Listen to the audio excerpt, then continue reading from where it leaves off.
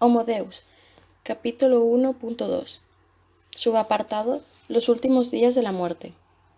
En el siglo XXI es probable que los humanos hagan una apuesta seria por la inmortalidad. Luchar contra la vejez y la muerte no será más que la continuación de la consagrada lucha contra el hambre y la enfermedad, y manifestará el valor supremo de la cultura contemporánea, el mérito de la vida. Se nos recuerda constantemente que la vida humana es lo más sagrado del universo. Todo el mundo lo dice: los profesores en las escuelas, los políticos en los parlamentos, los abogados en los tribunales y los actores en los escenarios. La Declaración Universal de los Derechos Humanos, adoptada por las Naciones Unidas después de la Segunda Guerra Mundial, entre paréntesis, que es quizás lo más cercano que tenemos a una constitución global, afirma categóricamente que el derecho a la vida es el valor más fundamental de la humanidad. Puesto que la muerte viola a todas luces este derecho, la muerte es un crimen contra la humanidad y deberíamos declararle la guerra total. A lo largo de la historia, las religiones y las ideologías no sacralizaron la vida. Siempre sacralizaron algo situado por encima o más allá de la existencia terrenal y, en consecuencia, fueron muy tolerantes con la muerte. De hecho, algunas de ellas directamente profesaron efecto a la parca. Debido al que el cristianismo, el islamismo y el hinduismo insistían en que el sentido de nuestra existencia dependía de nuestro destino en la otra vida, consideraban la muerte una parte vital y positiva del mundo. Los humanos morían porque Dios así lo decretaba, y el momento de la muerte era experiencia metafísica sagrada que rebosaba de sentido. Cuando un humano estaba a punto de exhalar su último aliento, había llegado la hora de avisar a sacerdotes, rabinos y chamanes. Hacer balance de la vida y aceptar el verdadero papel de uno en el universo. Intente siquiera el lector imaginar el cristianismo, el islamismo o el hinduismo en un mundo sin la muerte, que es también un mundo sin cielo, infierno o reencarnación. La ciencia y la cultura modernas difieren totalmente en su opinión sobre la vida y la muerte. No piensan en la muerte como un misterio metafísico y desde luego no consideran que sea el origen del sentido de la vida. Más bien, para las personas modernas, la muerte es un problema técnico que podemos y deberíamos resolver. ¿Cómo mueren exactamente los humanos? Los cuentos de hadas medievales retrataban la muerte como una figura vestida con capa y capucha negras, y empuñando una gran guadaña. El hombre va viviendo, preocupado por esto y aquello, corriendo de aquí para allá, y de repente ante él aparece la parca, le da un golpecito en el hombro con los huesos de un dedo y le dice: «Ven». Y el hombre implora: «No, por favor, espera solo un año, un mes, un día». Pero la figura encapuchada sí sea: «No, te vienes conmigo ahora». Y así es como morimos. En la realidad, sin embargo, los humanos no morimos porque una figura enfundada en una capa negra nos dé un golpecito en el hombro o porque Dios así lo decrete, ni tampoco porque la mortalidad sea una parte esencial de algún plan cósmico. Los humanos siempre mueren debido a algún fallo técnico. El corazón deja de bombear sangre, la arteria principal se obtura con depósitos grasos, las células cancerosas se extienden por el hígado, gérmenes se multiplican en los pulmones. ¿Y qué es responsable de todos estos problemas técnicos? Otros problemas técnicos. El corazón deja de bombear sangre porque no llega suficiente oxígeno al músculo cardíaco. Las células cancerosas se extienden porque una mutación genética aleatoria reescribió sus instrucciones. Los gérmenes se instalaron en mis pulmones porque alguien estornudó en el metro. No hay nada metafísico en esto. Todos son problemas técnicos. Figura número 5. Y cada problema técnico tiene una solución técnica. No hemos de aguardar el segundo advenimiento para vencer la muerte. Un par de frikis en un laboratorio pueden hacerlo. Si tradicionalmente la muerte era la especialidad de sacerdotes y teólogos, ahora los ingenieros están tomando el relevo. Podemos matar las células cancerosas con quimioterapia o nanorobots. Podemos exterminar los gérmenes de los pulmones con antibióticos. Si el corazón deja de bombear, podemos revigorizarlo con medicamentos y descargas eléctricas. Y si eso no funciona, podemos implantar un nuevo corazón. Cierto, en la actualidad no tenemos solución para todos los problemas técnicos, pero esta es precisamente la razón por la que invertimos tanto tiempo y dinero en la investigación del cáncer, los gérmenes, de la genética y de la nanotecnología. Incluso las personas que no se dedican a la investigación científica se han acostumbrado a pensar en la muerte como un problema técnico. Cuando una mujer va a su médico y le pregunta, «Doctor, ¿qué me pasa?», es probable que el médico le diga, «Bueno, usted tiene la gripe, o tiene tuberculosis, o tiene cáncer». Pero el médico nunca le dirá, «Tiene usted la muerte». Y todos tenemos la impresión de que la gripe, la tuberculosis y el cáncer son problemas técnicos para los que algún día encontraremos una solución técnica. Hasta cuando alguien muere debido a un huracán, un accidente de automóvil o una guerra, tendemos a considerarlo un fallo técnico que podía y debía haberse evitado. Si el gobierno hubiera adoptado una política mejor, si el ayuntamiento hubiera hecho adecuadamente su tarea, y si el jefe militar hubiera tomado una decisión más sensata, se habría evitado la muerte. La muerte se ha convertido en una razón casi automática para pleitos e investigaciones. ¿Cómo es que ha muerto? ¿Alguien en algún lugar metió la pata? La inmensa mayoría de los científicos, los médicos y los estudiosos siguen distanciándose de sueños directos de inmortalidad y afirman que intentan resolver únicamente este o aquel problema concreto. Sin embargo, puesto que la vejez y la muerte no son más que el resultado de problemas concretos, no llegará un momento en el que los médicos y científicos se detengan y declaren: «Hasta aquí hemos llegado, y no daremos otro paso. Hemos vencido la tuberculosis y el cáncer, pero no levantaremos un solo dedo para luchar contra el Alzheimer. La gente puede seguir muriendo de esto». La Declaración Universal de los Derechos Humanos no dice que los humanos tengan el derecho a la vida hasta los 90 años de edad. Dice que todo ser humano tiene derecho a la vida. Punto. Tal derecho no está limitado por ninguna fecha de caducidad. En consecuencia, hoy en día existe una minoría creciente de científicos y pensadores que hablan más abiertamente y afirman que la principal empresa de la ciencia moderna es derrotar la muerte y garantizar a los seres humanos la eterna juventud. Son ejemplos notables el gerontólogo Orwell de Grey y el erudito inventor Ray Kurzweil. Entre paréntesis, ganador en 1999 de la Medalla Nacional de la Tecnología y la Innovación de Estados Unidos. En 2012, Kurzweil fue nombrado director de ingeniería de Google, y un año después, Google puso en marcha una subcompañía llamada Calico, cuya misión declarada es resolver la muerte. Recientemente, Google ha nombrado a otro ferviente creyente en la inmortalidad, Bill Maris, para presidir el fondo de inversiones de Google Ventures. En una entrevista de enero de 2015, Maris dijo: «Si usted me pregunta hoy, ¿es posible vivir hasta los 500 años? La respuesta es sí». Maris respalda sus audaces palabras con gran cantidad de dinero contante y sonante. Google Ventures invierte el 36% de los 2.000 millones de su cartera de valores en nuevas empresas biotecnológicas en las que se encuentran varios ambiciosos proyectos para prolongar la vida. Empleando una analogía de fútbol americano, Maris explicaba que en la lucha contra la muerte no intentamos ganar unos cuantos metros, intentamos ganar el partido. ¿Por qué? Porque, dice Maris, es mejor vivir que morir.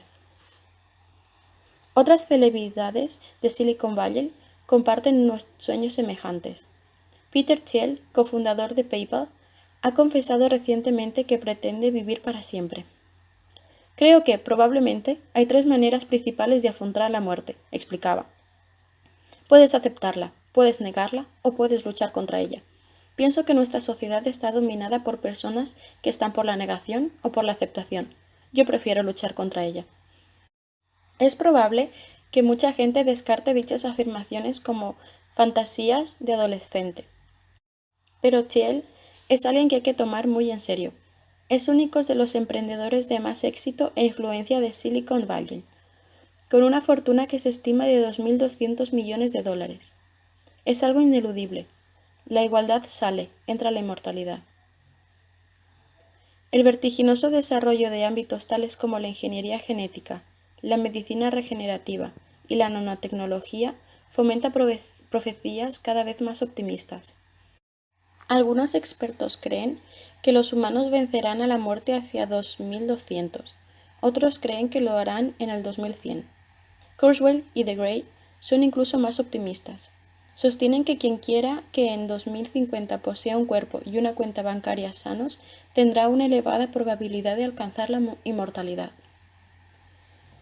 Según Kurzweil y de Grey, cada 10 años aproximadamente entraremos en la clínica y recibiremos un tratamiento de renovación que no solo curará enfermedades, sino que también regenerará tejidos deteriorados y rejuvenecerá manos, ojos y cerebro.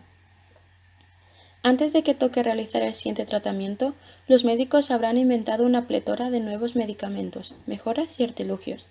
Si Kurzweil y de Grey están en lo cierto, quizá algunos inmortales caminen ya por la calle junto al lector, al menos si éste camina por Wall Street o la Quinta Avenida.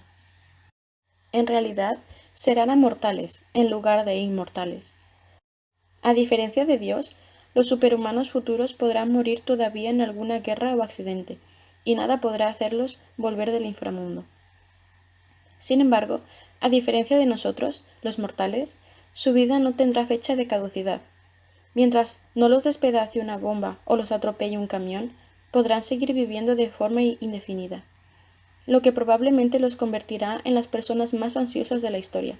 Los que somos mortales ponemos en riesgo nuestra vida casi a diario, porque sabemos que, de todos modos, esta terminará.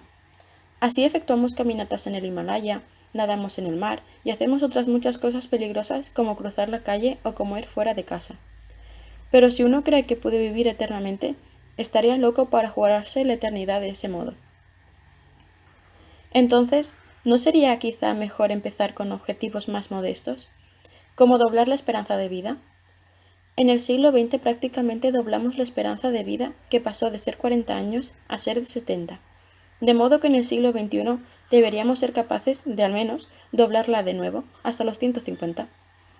Aunque esto queda muy lejos de la inmortalidad, revolucionaría la sociedad humana. Para empezar, la estructura familiar, los matrimonios y las relaciones entre padres e hijos se transformarían.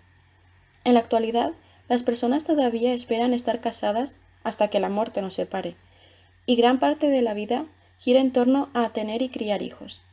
Ahora, imagine el lector a una persona con una esperanza de vida de 150 años. Al casarse a los 40, aún tiene por delante otros 110. ¿Sería realista esperar que su matrimonio durara 110 años? Incluso los fundamentalistas católicos se resistirían a ello. De modo que es probable que se intensificara la tendencia actual a los matrimonios en serie. Si esa persona tuviera 2 hijos a los 40 años, para cuando alcanzara los 120, solo tendría un recuerdo distante de los años que pasó criándolos, que constituirían un episodio relativamente menor de su larga vida. Es difícil decir qué tipo de nueva relación entre padres e hijos pudiera desarrollarse en esas circunstancias. O bien, considérense las carreras profesionales. Hoy suponemos que una profesión se aprende cuando uno está entre los 18 y los 30, aproximadamente, y después pasa el resto de su vida en esta línea de trabajo. Es evidente que uno aprende cosas nuevas incluso a los 40, a los 50 y a los 60, pero por lo general la vida se divide en un periodo de aprendizaje y un periodo de trabajo. Cuando uno viva hasta los 150 años, esto no será así, especialmente en un mundo sacudido continuamente por nuevas tecnologías. Las personas tendrán trayectorias profesionales mucho más largas y deberán reinventarse una y otra vez incluso a los 90 años de edad. Al mismo tiempo, la gente no se jubilará a los 65 años y no dejará paso a la nueva generación con sus nuevas ideas y sus aspiraciones. El físico Max Planck dijo que la ciencia avanza funeral a funeral.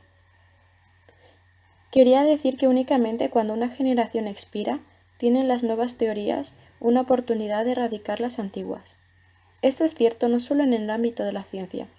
Piense el lector por un momento en su propio lugar de trabajo, con independencia de si es estudioso, periodista, cocinero o futbolista. ¿Cómo se sentiría si su jefe tuviera 120 años? Las ideas se hubieran formulado cuando Victoria todavía reinaba y fuera probable que siguiera siendo su jefe durante un par de décadas más. En la esfera política, los resultados podrían ser incluso más siniestros. ¿Le importaría al lector que Putin permaneciera todavía en su cargo otros 90 años? Pensándolo de nuevo, Si la gente viviera hasta los 150 años, en 2016 Stalin todavía gobernaría en Moscú, en plena forma a sus 138 años. El presidente Mao sería un hombre de mediana edad a sus 123 años. La princesa Isabel estaría en brazos cruzados a la espera de heredar el trono de Jorge VI, que tendría 121 años de edad. A su hijo Carlos no le llegaría el turno hasta el año 2076. Volviendo a la realidad, no es en absoluto seguro que las profecías de Kurzweil y de Gray se hagan en realidad en 2050 o en 2100. En mi opinión, las esperanzas de juventud eterna del siglo XXI son prematuras y a quien se las tome demasiado en serio le espera un amargo desengaño. No es fácil vivir sabiendo que vas a morir, pero es aún más duro creer en la inmortalidad y descubrir que estás equivocado. Aunque el promedio de esperanza de vida se ha multiplicado por 2 a lo largo de los últimos 100 años, es injustificado extrapolar y concluir que podremos doblarla incluso hasta los 150 años en el presente siglo. En 1900, la esperanza de vida global no superaba los 40 años porque mucha gente joven moría debido a la desnutrición, las enfermedades infecciosas y la violencia. Sin embargo, los que se libraban de las hambrunas, la peste y la guerra podían vivir hasta bien entrados los 60, los 70 y los 80, que es el periodo de vida normal de Homo sapiens. Contrariamente a lo que comúnmente se cree, las personas de 70 años no eran considerados bichos raros de la naturaleza en los siglos anteriores. Galileo Galilei murió a los 77 años, Isaac Newton a los 84, y Miguel Ángel vivió hasta la avanzada edad de 88 años, sin ninguna ayuda de antibióticos, vacunas ni trasplantes de órganos. De hecho, incluso los chimpancés libres viven a veces hasta los 70 años. La verdad es que la medicina moderna no ha prolongado la duración natural de nuestra vida en un solo año. Su gran logro ha sido salvarnos de la muerte prematura y permitirnos gozar de los años que nos corresponden. De hecho, aunque superásemos el cáncer, la diabetes y los demás exterminadores principales, el resultado sería solo que casi todo el mundo conseguiría vivir hasta los 90 años. Pero no bastaría para alcanzar los 150, por no hablar ya de los 500. Para ello, la medicina necesitará rediseñar las estructuras y procesos más fundamentales del cuerpo humano y descubrir cómo regenerar órganos y tejidos. Y en absoluto está claro que seamos capaces de hacerlo en el año 2100. No obstante, todo intento fallido de superar la muerte nos acercará un paso más al objetivo, y esto insuflará mayores esperanzas e impulsarán a la gente a hacer esfuerzos aún mayores. Aunque probablemente el cálico de Google no resolverá a tiempo la muerte para hacer que los cofundadores de Google, Sergey Brin y Larry Page, sean inmortales, es muy probable que sí efectúe descubrimientos importantes sobre biología celular, medicamentos genéticos y salud humana. Por lo tanto, la próxima generación de googleros podrá iniciar sus ataques a la muerte desde nuevas y mejores posiciones. Los científicos que gritan «inmortalidad» son como aquel chico que gritó «que viene el lobo». Tarde o temprano, el lobo acaba por venir. De modo que, aunque no alcancemos la inmortalidad durante nuestros años de vida, es probable que la guerra contra la muerte siga siendo el proyecto más importante del presente siglo. Si tenemos en cuenta nuestra creencia en la sanidad de la vida humana, añadimos la dinámica de la institución científica y rematamos todo esto con las necesidades de la economía capitalista. Una guerra implacable contra la muerte parece inevitable. Nuestro compromiso ideológico con la vida humana nunca nos permitirá aceptar la muerte humana sin más. Mientras la gente muera de algo, nos esforzaremos por derrotarla. La institución científica y la economía capitalista estarán más que contentas de suscribir esta lucha. A la mayoría de los científicos y banqueros no les importa sobre qué están trabajando, siempre y cuando ellos les proporcionen la oportunidad de hacer más descubrimientos y obtener mayores beneficios. ¿Puede alguien imaginar un reto científico más apasionante que burlar la muerte o un mercado más prometedor que el de la eterna juventud? Si tiene más de 40 años, Cierre el lector los ojos durante un minuto e intente recordar el cuerpo que tenía a los 25. No solo el aspecto que tenía, sino, sobre todo, cómo se sentía. Si pudiera recuperar aquel cuerpo, ¿cuánto estaría dispuesto a pagar por ello? No hay duda que algunas personas renunciarían de buen grado a esta oportunidad, pero habría suficientes clientes que pagarían lo que fuera por ella y que constituirían un mercado casi infinito.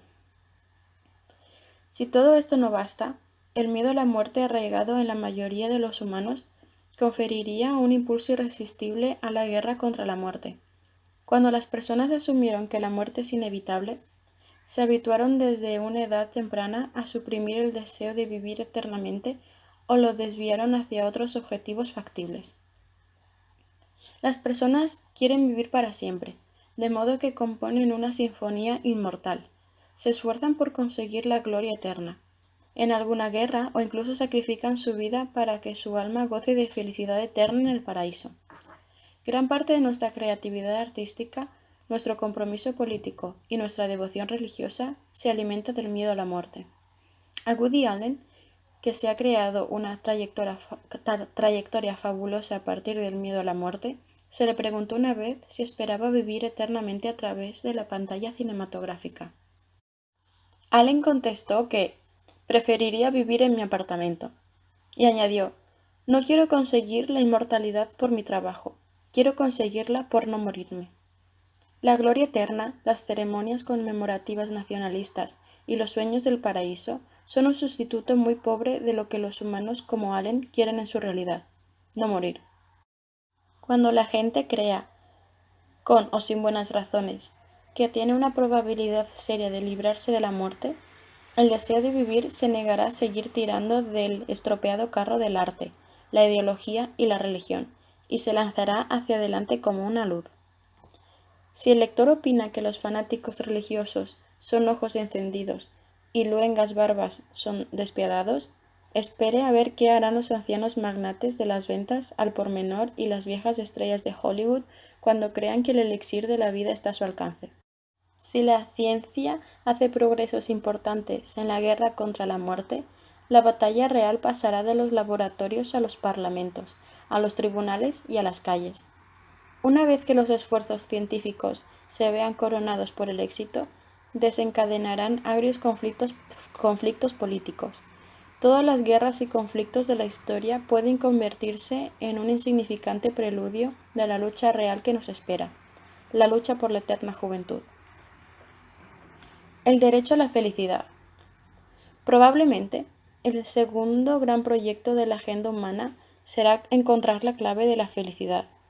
A lo largo de la historia, numerosos pensadores, profetas y personas de pie definieron la felicidad más que la vida como el bien supremo.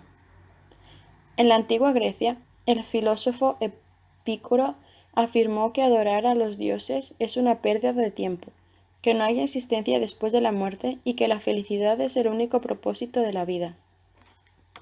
En los tiempos antiguos, mucha gente rechazó el epicureísmo, pero hoy en día se ha convertido en la opinión generalizada. El escepticismo acerca de la vida después de la muerte impulsa a la humanidad a buscar no solo la inmortalidad, sino también la felicidad terrenal, porque ¿quién querría vivir eternamente en la desgracia? Para Epicuro, la búsqueda de la felicidad era un objetivo personal. Los pensadores modernos, en cambio, tienden a verla como un proyecto colectivo. Sin planificación gubernamental, recursos económicos e investigación científica, los individuos no llegarán muy lejos en su búsqueda de la felicidad. Si nuestro país está desgarrado por la guerra, si la economía atraviesa una crisis y si la atención sanitaria es inexistente, es probable que nos sintamos desgraciados. A finales del siglo XVIII, el filósofo inglés Jeremy Bentham declaró que el bien supremo es la mayor felicidad para el mayor número, y llegó a la conclusión de que el único objetivo digno del Estado, el mercado y la comunidad científica es aumentar la felicidad global. Los políticos deben fomentar la paz, los hombres de negocios deben promover la prosperidad y los sabios deben estudiar la naturaleza, no para mayor gloria del rey, del país o Dios, sino para que podamos gozar de una vida más feliz. Durante los siglos XIX y XX, aunque muchos hablaban de boquilla de la visión de Bentham, empresas y laboratorios se centraron en objetivos más inmediatos y bien definidos. Los países medían su éxito por el tamaño de su territorio, el crecimiento de su población y el aumento de su PIB, no por la felicidad de sus ciudadanos. Naciones industrializadas como Alemania, Francia y Japón establecieron gigantescos sistemas de educación, salud y prestaciones sociales, pero que se centraban en fortalecer la nación en lugar de asegurar el bienestar individual. Las escuelas se fundaron para producir ciudadanos hábiles y obedientes que sirvieran lealmente a la nación. A los 18 años de edad, los jóvenes no solo tenían que ser patriotas, sino también estar alfabetizados para poder leer la orden del día del brigadier y redactar la estrategia de batalla del día siguiente. Tenían que saber matemáticas para calcular la trayectoria de los proyectiles o descifrar códigos secretos del enemigo. Necesitaban conocimientos razonables de electricidad, mecánica y medicina para operar los aparatos de radio, conducir tanques y cuidar de los camaradas más heridos. Cuando dejaban el ejército, se esperaba de ellos que sirvieran a la nación como oficinistas, maestros e ingenieros, que construyeran una economía moderna y que pagaran muchos impuestos. Otro tanto ocurría con el sistema de sanidad. Al final del siglo XIX, países como Francia, Alemania y Japón empezaron a proporcionar asistencia sanitaria gratuita a las masas. Financiaron vacunas para los bebés, dietas equilibradas para los niños y educación física para los adolescentes. Drenaron marismas putrefactas, examinaron mosquitos y construyeron sistemas de alcantarillado centralizados. El objetivo no era hacer que la gente fuera feliz, sino que la nación fuera más fuerte. El país necesitaba soldados y obreros fornidos, mujeres sanas que pudieran dar a luz a más soldados y obreros, y burócratas que llegaran puntualmente a la oficina a las 8 de la mañana en lugar de quedarse enfermos en casa. Incluso el sistema del bienestar se planeó originalmente en interés de la nación y no de los individuos necesitados. Cuando a finales del siglo XIX Otto von Bismarck estableció por primera vez en la historia las pensiones y la seguridad social estatales, su objetivo principal era asegurarse la lealtad de los ciudadanos, no aumentar su calidad de vida. Uno luchaba por su país cuando tenía 18 años y pagaba sus impuestos cuando tenía 40, porque contaba con que el Estado se haría cargo de él cuando tuviera 70. En 1776, los padres fundadores de Estados Unidos establecieron el derecho a la búsqueda de la felicidad como uno de los 3 derechos humanos inalienables, junto con el derecho a la vida y el derecho a la libertad. Sin embargo, es importante señalar que la Declaración de Independencia de Estados Unidos garantizaba el derecho a la búsqueda de la felicidad, no al derecho a la felicidad misma. De manera crucial, Thomas Jefferson no hizo al Estado responsable de la felicidad de sus ciudadanos. En cambio, solo buscó limitar el poder del Estado. La idea era reservar para los individuos una esfera privada de elección, libre de la supervisión estatal. Sí creo que seré más feliz casándome con John que con Mary, viviendo en San Francisco en lugar de Salt Lake City, y trabajando como camarero en lugar de como ganadero. Mi derecho es perseguir la felicidad a mi manera, y el Estado no debe intervenir, aunque yo tome la decisión equivocada. Sin embargo, en las últimas décadas la situación se ha invertido, y la visión de Bentham se ha tomado mucho más en serio. Cada vez más gente cree que los inmensos sistemas establecidos hace un siglo para fortalecer la nación deberían en verdad estar al servicio de la felicidad y el bienestar de los ciudadanos. No estamos aquí para servir al Estado, él está aquí para servirnos. El derecho a la búsqueda de la felicidad, que en un principio se consideró una limitación al poder del Estado, se ha transformado imperceptiblemente en el derecho a la felicidad, como si los seres humanos tuvieran un derecho natural a ser felices y cualquier cosa que haga que se sientan insatisfechos fuera una violación de nuestros derechos humanos básicos, de modo que el Estado debiera hacer algo al respecto. En el siglo XX, el PIB per cápita era quizá el criterio supremo para evaluar el éxito nacional. Desde esta perspectiva, Singapur, cada uno de cuyos ciudadanos produce por término medio $56.000 anuales en bienes y servicios, es un país con más éxito que Costa Rica, cuyos ciudadanos producen solo $14.000 anuales. Pero actualmente, pensadores políticos e incluso economistas piden que el PIB se complemente o incluso se sustituya por la FIB, la felicidad interior bruta. A fin de cuentas, ¿qué es lo que quiere la gente? No quiere producir, quiere ser feliz. La producción es importante porque proporciona la base material para la felicidad, pero solo es el medio, no el fin. En una encuesta tras otra, los costarricenses informan de niveles mucho más elevados de satisfacción vital que los singapureses. ¿Qué preferiría el lector? ¿Ser un singapurense muy productivo pero insatisfecho o un costarricense menos productivo pero satisfecho? Esta lógica podría impulsar a la humanidad a hacer que la felicidad sea su segundo objetivo principal para el siglo XXI. A primera vista, esto podría parecer un proyecto relativamente fácil.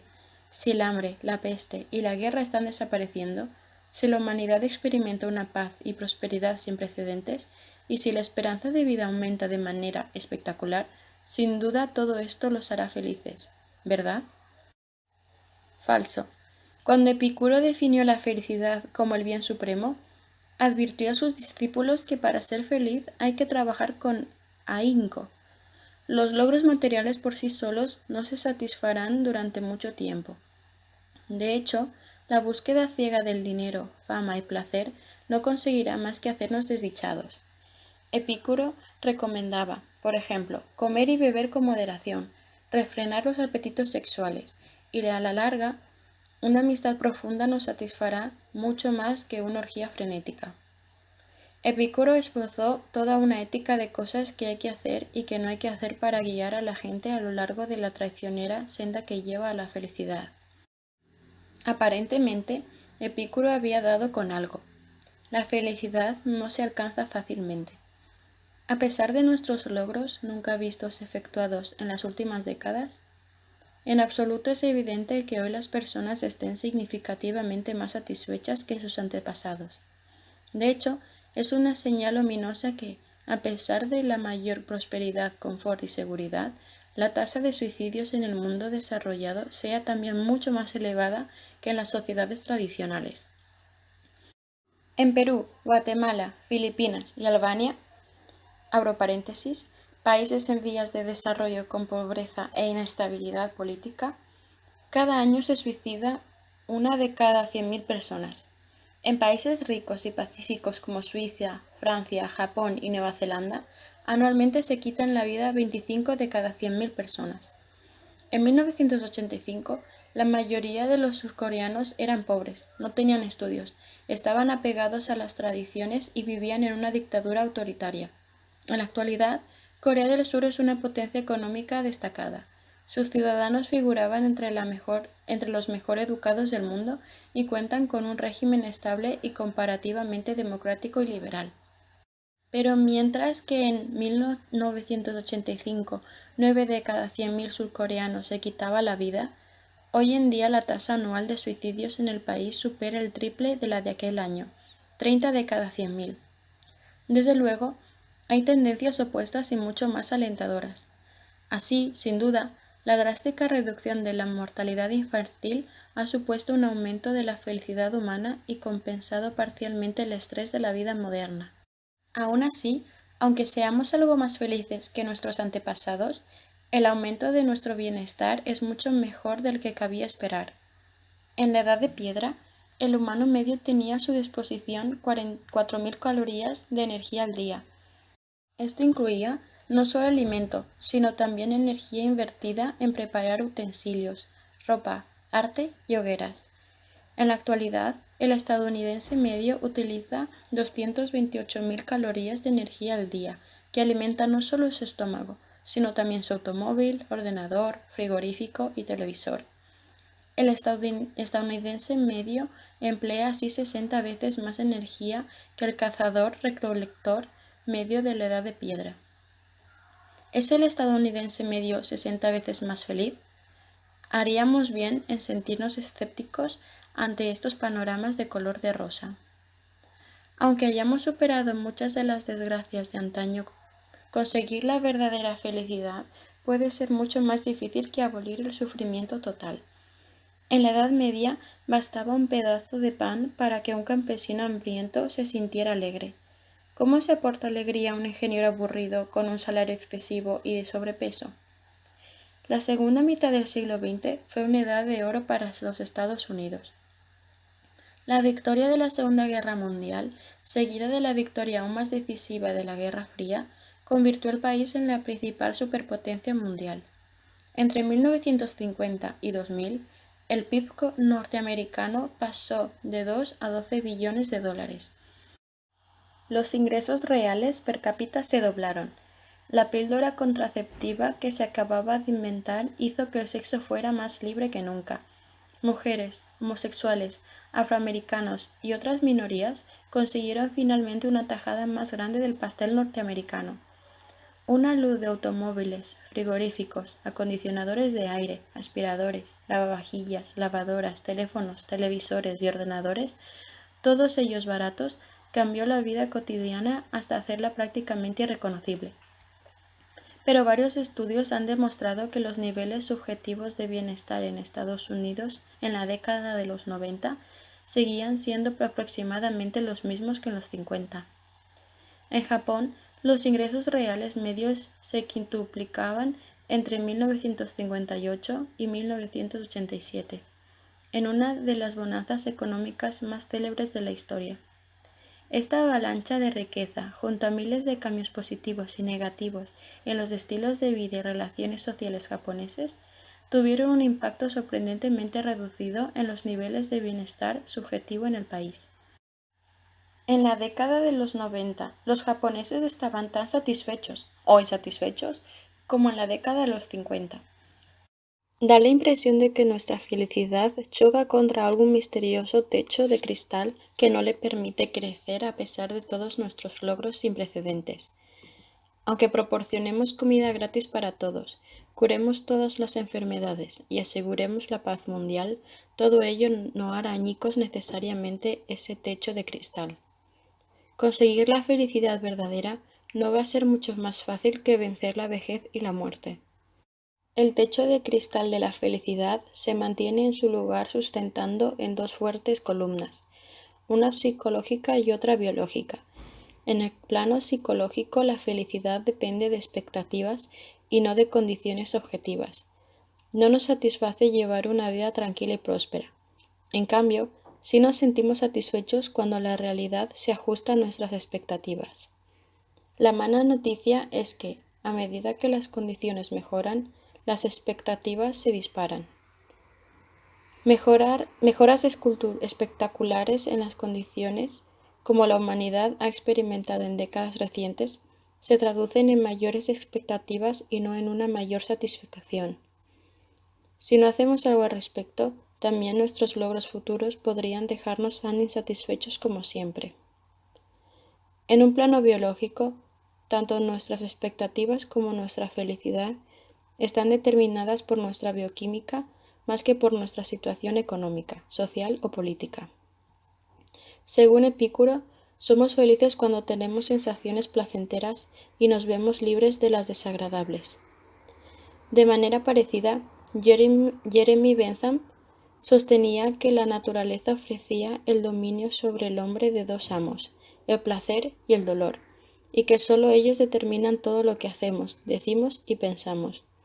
El sucesor de Bentham, John Stuart Mill, explicaba que la felicidad no es otra cosa que placer y ausencia de dolor, y que más allá del placer y del dolor no hay bien ni mal.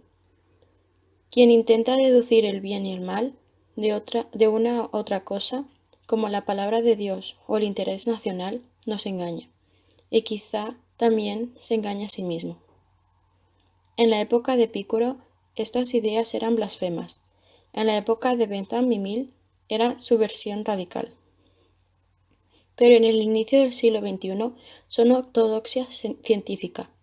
Según la ciencia de la vida, la felicidad y el sufrimiento no son otra cosa que equilibrios diferentes de las sensaciones corporales. Nunca reaccionamos a acontecimientos del mundo exterior, sino solo a sensaciones de nuestro propio cuerpo. Nadie padece por haber perdido un empleo, por haberse divorciado o porque el gobierno decidió entrar en guerra. Lo único que hace que la gente sea desgraciada son las sensaciones desagradables en su propio cuerpo. Ciertamente, perder el empleo puede desencadenar la depresión, pero la propia depresión es una especie de sensación corporal desagradable. Hay mil cosas que pueden enojarnos, pero el enojo nunca es una abstracción. Siempre se siente como una sensación de calor y tensión en el cuerpo, que es lo que hace que el enojo sea tan exasperante. No en vano decimos que ardemos de ira. Por el contrario, la ciencia dice que nadie alcanza la felicidad consiguiendo un ascenso, ganando la lotería o incluso encontrando el amor verdadero. La gente se vuelve feliz por una cosa y solo una, las sensaciones placenteras en su cuerpo. Imagina el lector que es Mario Götze, centrocampista de la selección alemana de fútbol en la final de la Copa del Mundo de 2014 contra Argentina. Ya han pasado 113 minutos sin que se haya marcado un gol. Solo quedan 7 antes de que empiece la temida tanda de lanzamiento de penaltis. Unos 75.000 aficionados excitados llenan el estadio de Maracaná, en Río de Janeiro, e incontables millones siguen ansiosos el partido en todo el mundo. Y ahí está usted, a pocos metros de la portería argentina, cuando André Schürrle le hace un pase magnífico. Usted detiene el balón con el pecho, que cae hasta su pierna, lo chuta al vuelo y ve cómo supera al portero argentino y va a parar al fondo de la red. Gol. El estadio erupciona como un volcán. Decenas de miles de personas gritan como locos. Los compañeros de equipo se abalanzan sobre usted para abrazarlo y besarlo. Millones de personas en casa, en Berlín y en Múnich se derrumban llorando ante las pantallas de los televisores. Usted está extático, pero no porque el balón haya entrado en la portería argentina o por las celebraciones que se producen en los Biergarten bárbaros. En realidad, está reaccionando a la tempestad de sensaciones que tienen lugar en su interior. Unos escalofríos le recorren la columna vertebral, oleadas de electricidad le surcan el cuerpo, y siente que se disuelve en infinidad de bolas de energía que explotan. El lector no tiene que marcar el gol de la victoria en la final de la Copa del Mundo para sentir estas sensaciones. Si acaba de enterarse de que ha conseguido un ascenso inesperado en el trabajo y empieza a saltar de alegría, está reaccionando al mismo tipo de sensaciones. Los planos más profundos de su mente no saben nada de fútbol ni de puestos de trabajo, solo conocen sensaciones. Si le ascienden en el trabajo, pero, por alguna razón, no experimenta sensaciones placenteras, no se sentirá muy satisfecho. También es cierto lo contrario. Si acaba de ser despedido o de perder un partido de fútbol decisivo, pero experimenta sensaciones muy placenteras, quizás porque tomó alguna pastilla, todavía podría sentirse en la cima del mundo. La mala noticia es que las sensaciones placenteras desaparecen rápidamente, y más pronto o más tarde se transforman en sensaciones desagradables. Incluso marcar el gol de la victoria en la final de la Copa del Mundo no garantiza el éxtasis de por vida. En realidad, puede que todo vaya cuesta abajo desde ese momento. De manera parecida, si el año pasado conseguí un ascenso inesperado en el trabajo, puede que todavía ocupe el nuevo puesto. Pero las sensaciones muy agradables que experimenté al oír la noticia desaparecieron al cabo de pocas horas. Si quiero volver a sentir aquellas maravillosas sensaciones, debo obtener otro ascenso, y si no consigo ningún ascenso, puede que termine sintiéndome mucho más amargado e irascible que si hubiera continuado siendo un humilde pelagatos. Todo esto es culpa de la evolución. Durante incontables generaciones, nuestro sistema bioquímico se adaptó a aumentar nuestras probabilidades de supervivencia y reproducción, no nuestra felicidad. El sistema bioquímico recompensa los actos que conducen a la supervivencia y a la reproducción con sensaciones placenteras, pero estas no son más que un truco efímero para vender. Nos esforzamos para conseguir comida y pareja con el fin de evitar las desagradables sensaciones del hambre y de gozar de sabores agradables y orgasmos maravillosos. Pero los sabores agradables y los orgasmos maravillosos no duran mucho, y si queremos volver a sentirlos, tenemos que ir en busca de más comida y más parejas. ¿Qué habría ocurrido si una mutación rara hubiera creado una ardilla que, después de comer una única nuez, gozara de una sensación duradera de dicha? Técnicamente, esto podría hacerse reprogramando su cerebro. ¿Quién sabe? A lo mejor le ocurrió realmente a alguna afortunada ardilla hace millones de años. Pero si fue así, dicha ardilla gozó de una vida muy feliz y muy corta, y ese fue el fin de la mutación rara. Porque la arrobada ardilla no se habría molestado en buscar más nueces y mucho menos parejas. Las ardillas rivales que se sentían de nuevo hambrientas a los 5 minutos de haber comido una nuez, tuvieron muchas más posibilidades de sobrevivir y de transmitir sus genes a la siguiente generación. Por la misma razón, las nueces que nosotros, los humanos, queremos recolectar, trabajos lucrativos, grandes parejas, casas, rara vez nos satisfacen durante mucho tiempo. Hay quien dirá que esto no es tan malo, porque no es el fin de lo que nos hace felices, es el viaje. Escalar el Everest es más satisfactorio que hallarse en la cumbre. Los flirteos, el juego previo, son más excitantes que el orgasmo, y realizar experimentos de laboratorio que producirán resultados importantes es más interesante que recibir encomios y premios. Pero esto apenas cambia el panorama. Solo indica que la evolución nos controla con una amplia gama de placeres. A veces nos seduce con unas frescas sensaciones de dicha y de tranquilidad, mientras que en otras ocasiones nos incita a seguir adelante con sensaciones excitantes de euforia y emoción.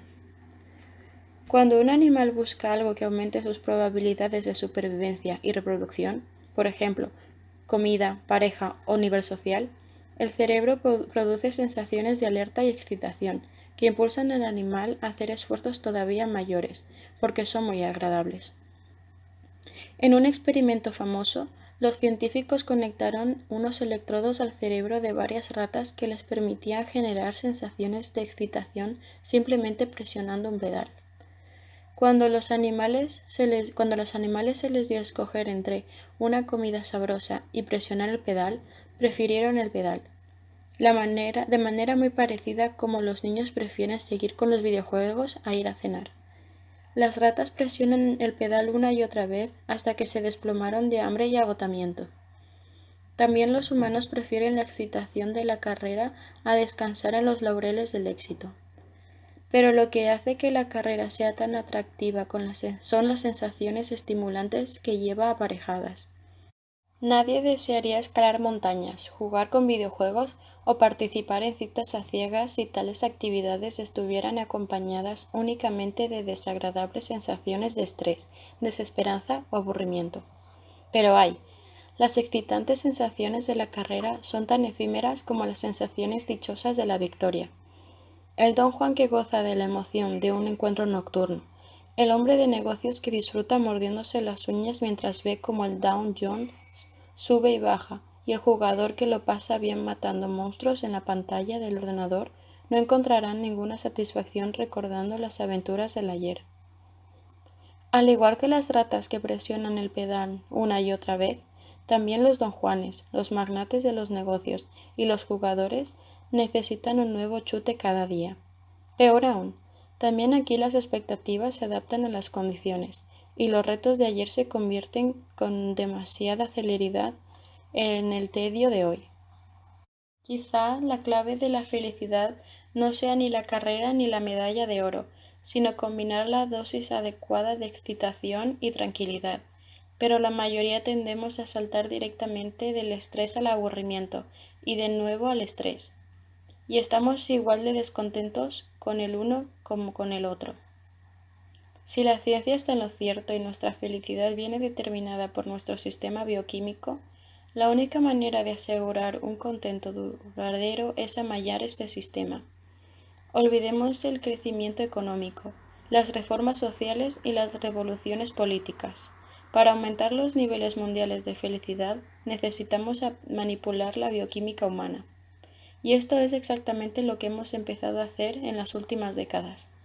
Hace 50 años, los medicamentos psiquiátricos conllevaban un grave estigma. Hoy en día, ese estigma se ha roto.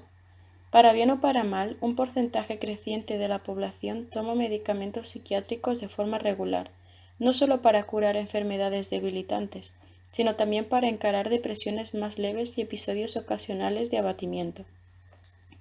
Por ejemplo, un número creciente de niños en edad escolar toma estimulantes tales como el Ritalin. En 2011, 3,5 millones de niños norteamericanos se medicaban para el TDAH, trastorno de déficit de atención con hiperactividad. En el Reino Unido, la cantidad pasó de 92 en 1997 a 786.000 en 2012. El objetivo inicial había sido tratar los trastornos de atención, pero en la actualidad niños completamente sanos toman esta medicación para mejorar el rendimiento y estar a la altura de las crecientes expectativas de profesores y padres. Son muchos los que se quejan ante esta situación y aducen que el problema reside más en el sistema educativo que en los niños. Si los alumnos adolecen de trastornos de atención y estrés y sacan malas notas, quizá deberíamos achacarlo a métodos de enseñanza anticuados, a clases abarrotadas y a un ritmo de vida artificialmente rápido. Quizá debiéramos cambiar las escuelas y no a los niños.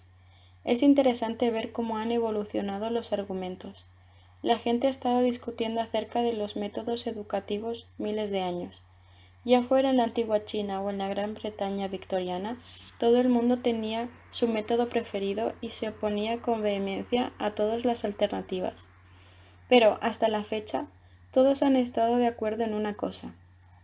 Para mejorar la educación necesitamos cambiar las escuelas.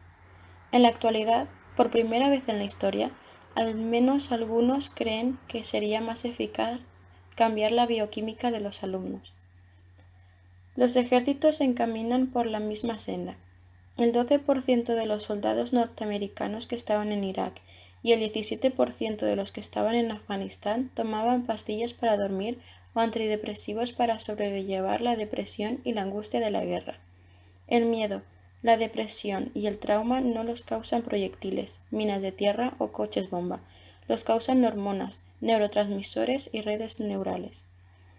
Dos soldados pueden encontrarse, hombro con hombro, en la misma emboscada. Uno de ellos quedará paralizado por el terror, perderá el sentido común y tendrá pesadillas durante años después del suceso. El otro cargará valerosamente contra el enemigo y ganará una medalla. La diferencia estriba en la bioquímica de los soldados, y si encontramos maneras de controlarla, produciremos a la vez soldados más felices y ejércitos más eficaces. La búsqueda de la felicidad mediante la bioquímica es también la causa número 1 de la criminalidad en el mundo. En 2009, la mitad de los reclusos de las prisiones federales de Estados Unidos habían ingresado en ellas debido a las drogas. El 38% de los prisioneros italianos cumplían condena por delitos relacionados con drogas. El 55% de los presos del Reino Unido informaron que habían cometido sus crímenes en relación con el consumo o con el tráfico de drogas. Un informe de 2001 indicaba que el 62% de los convictos australianos se hallaban bajo la influencia de drogas cuando cometieron el crimen por el que fueron encarcelados.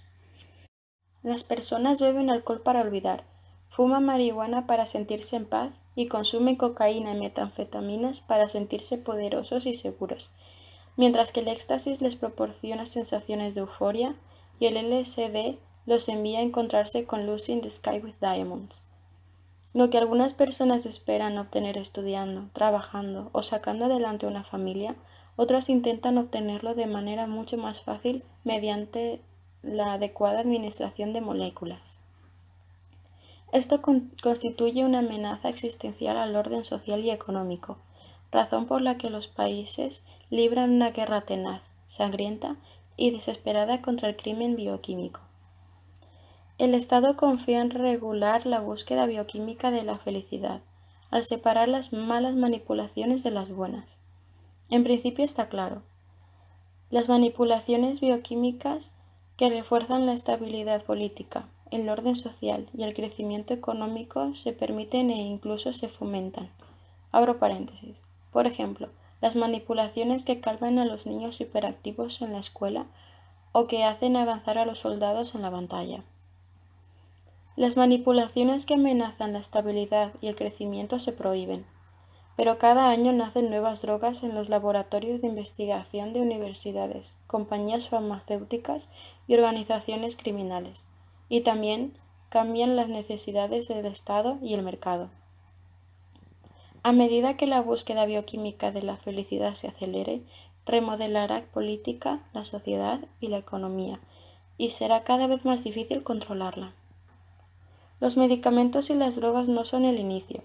En los laboratorios de investigación, los expertos ya están trabajando de maneras más refinadas de manipular la bioquímica humana, como por ejemplo enviar estímulos eléctricos directos a puntos específicos del cerebro o modificar genéticamente la organización de nuestro cuerpo.